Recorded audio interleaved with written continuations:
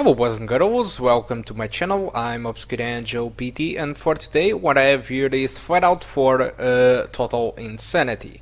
So Flatout for Total Insanity was developed by Kiloton and it's using their KTHD engine. So this engine was used mainly on WRC5. There are other games, but the most relevant it was WRC5 and now Flatout 4.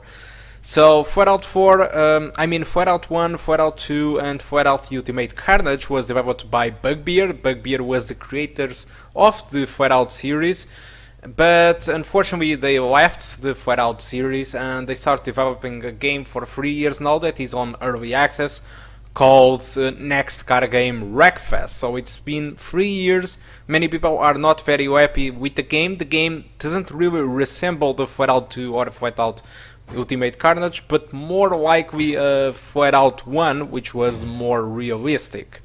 So Flatout 2 and Flatout Ultimate Carnage was another beast, and this developer, the Kiloton, tried to resemble the Flatout 2 and Flatout Ultimate Carnage, and I think they have done a pretty good job. So for this video, what you are going to see is pretty much the game playing at the maximum settings, although you can find the results for the other settings on the description of the video or by the end of it. So I tested the game on the maximum settings, which is the highest. I tested the game on high, on medium, and low, and on minimum. There is no music because of copyright stuff, okay? I just changed the things to kilometers and stuff like that, and I'm going to try two tracks. One is Verde, as you can see, and the other one is the Forest Trail, which I'm going to play during the rain. So one of the things that you should know about this game is that comparing to Flatout 2 or Flatout Ultimate Carnage, the physics are made or are used by physics. So related to objects, the physics are amazing and it's actually improved comparing to Ultimate Carnage, but comparing to the cars and the other games, it's actually worse, especially when there is some ramps or some other stuff. The car doesn't respond as it should, okay?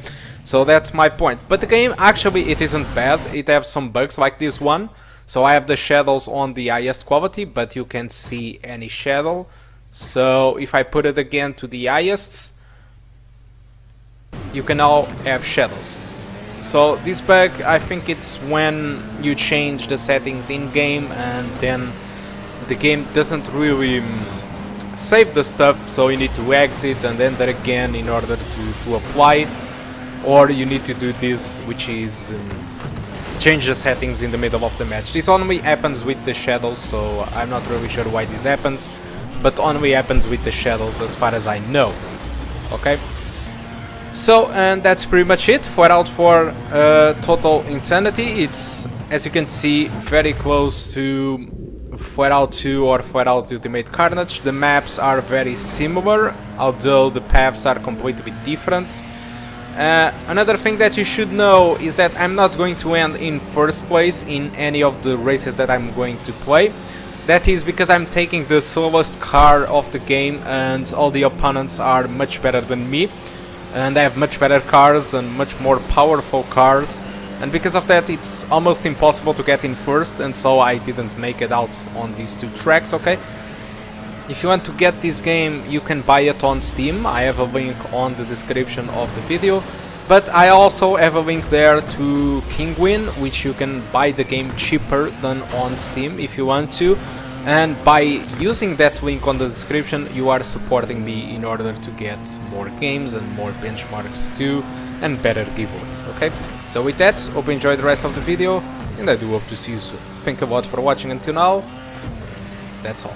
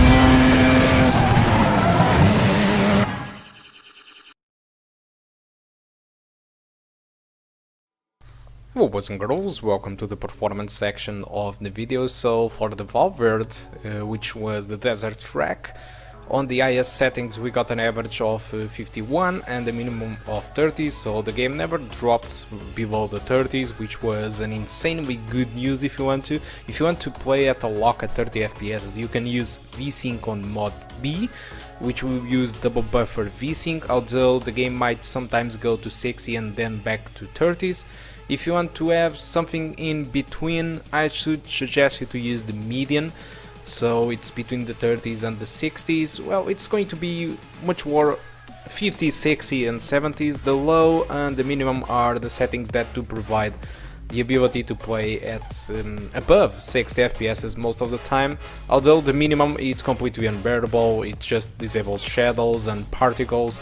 So if you want to go to the low, I fully recommend you to go with the low, but not with the minimum, please, because it's really bad. And for the forest rail, which was considered to be more GPU bound, we got an average of 47 and a minimum of 35. For some reason I think the particles on the desert are more demanding. And the same story for as for the Verde, which is, if you want to get a 60 FPS experience, just go with the low settings. If you want something in between the 30s and the 60s, median, high or maximum will be excellent. So this was the consistency test for the 60 FPS. So as you can see, the low or the minimum have a very low percentage of frames over than 60, the median is something in between, and the high or maximum, it doesn't really cut it to the 60 FPS experience. Okay, but if you want to play at 30s or above the 30s, just use the maximum settings, and that's what I've done. Maximum settings for me, it's excellent. It uses 2 GB of VRAM. This always happens to me on my laptop or on my desktop. No matter the settings that you use the game, you use the maximum VRAM that you have. I mean, I think it's for caching stuff, so it doesn't really mean that it's using the 2 GB. Okay, the RAM usage was 3.3, so it's good news. If you only have 4 GB of RAM, this game should run with no problems. CPU usage on the maximum settings was between the 30s to 50%, and GPU usage was completely maxed out. Although, if you use settings like low settings or medium, so the higher the frame rate, the higher the CPU usage, so keep that in mind, okay? So that's all that I want to talk about Flatout 4 Total Insanity. Again, if you want to buy this game, you can buy it through Steam. I have a link on the description. I also have a link for Kinguin, which is a little cheaper comparing to Steam, and if you buy through that link, I can actually get some extra cash for making more videos about games and better giveaways, okay? So it's up to you whether you're going to buy the game. But with that, I hope you did enjoy the video and the performance tests. That's all that I want to talk about the game, and thank you for watching, and I do hope to see you soon.